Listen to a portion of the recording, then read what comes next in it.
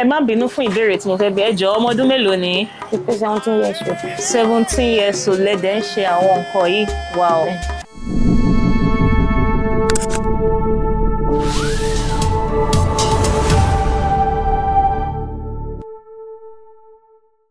Ẹ káàbọ̀ sí orí ìkànnì tí à ń pè ní Ṣàlàyé. Níbí báyìí láti máa rán wa létí ìlànà ìṣesí àti ìhùwàsí àwọn tí a bá láyé.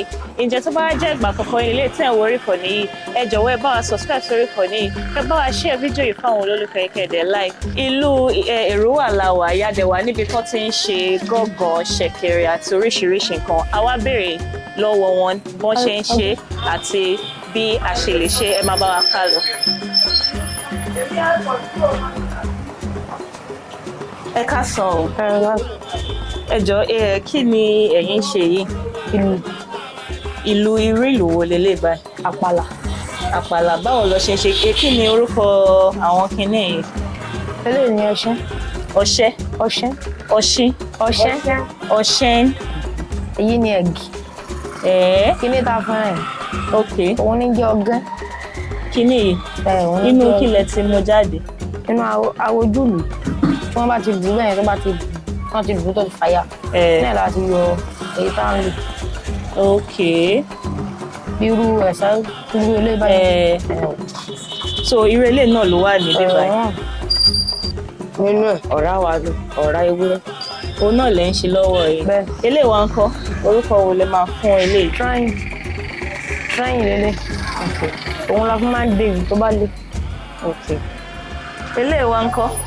Ẹ jọ̀ọ́ má bínú. Eléyìí kí ni orúkọ eléyìí? Eléyìí àpàlà lélẹ̀. Àpàlà. Kí wá lorúkọ eléyìí? Àpàlà lòun náà. Ok. Kẹ̀kẹ́ náà. Ìkọ̀ọ̀kan náà ni. Ẹ̀yin ti fẹ́ ṣe lè tán àwọn ṣẹ̀ṣẹ̀ bẹ̀rẹ̀ ni. Sí wàhálà. Irú igi wo wá lélẹ̀ kèké? Kèké? Níbo irú igi wo lọ́ti inú igi wo lọ́ti máa yọ jáde? Àparùn. Ọ̀parun. Ok. Kìíní ọ̀parun.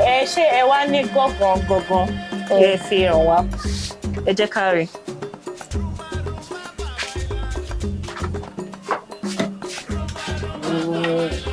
Bàbá ayé àtijọ́ náà máa ń lo àwọn gẹ́gẹ́ yìí. Wọn kì í lo gángan mọ́ ní ayé ìsẹ́yìn. Àwọn ayé àtijọ́ náà ń lo gángan. Ṣé ayé ìsẹ́yìn wọn ò lo gángan mọ́? Bẹ́ẹ̀ni, tán lò àpàlà. Yáàlú.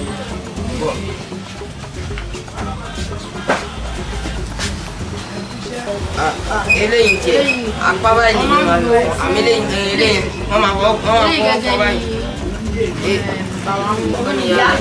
Dabari yàrá yáàlú kékeré báyìí ní òde àmọ́. Ókè gúdúgúdú ní yàrá yàlú wọ́n máa ń lù níwájú ayé kí ló máa fi lu gúdúgúdú? Lálá. Mo rí ṣẹ̀kẹ̀rẹ̀ kan ní ìṣẹ́yìn náà lẹ ṣe ṣẹ̀kẹ̀rẹ̀ yìí. Bẹ́ẹ̀. Kí ni ẹ fi ṣe? Ẹ má bínú. Bead. Bead. Àti kìtùn. Àgbè. Pẹ̀lú òwú. Ẹ má bínú fún ìbéèrè tí mo fẹ́ bi ẹ jọ̀ọ́ ọmọ ọdún mélòó ni? 17 years old. 17 years old lẹ́dẹ̀ ń ṣe àwọn nǹkan yìí. Wow.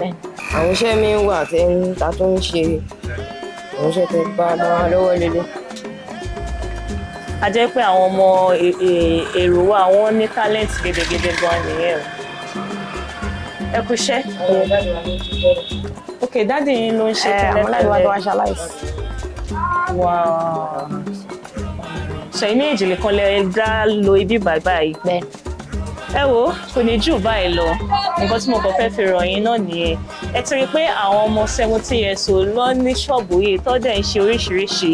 Wọ́n ń ṣe àpàlà, wọ́n ń ṣe ṣẹ̀kẹ̀rẹ̀, gángan, bẹ̀bẹ̀ àti oríṣiríṣi nǹkan. Tẹ́yìn náà bá fẹ́ ẹ wá sí ìlú Eruwa kẹ́ wá bá wọn rajà. Ẹ wo orúkọ tèmi ò yí padà, Àdùkẹ́ Adé. Ó dàbọ̀.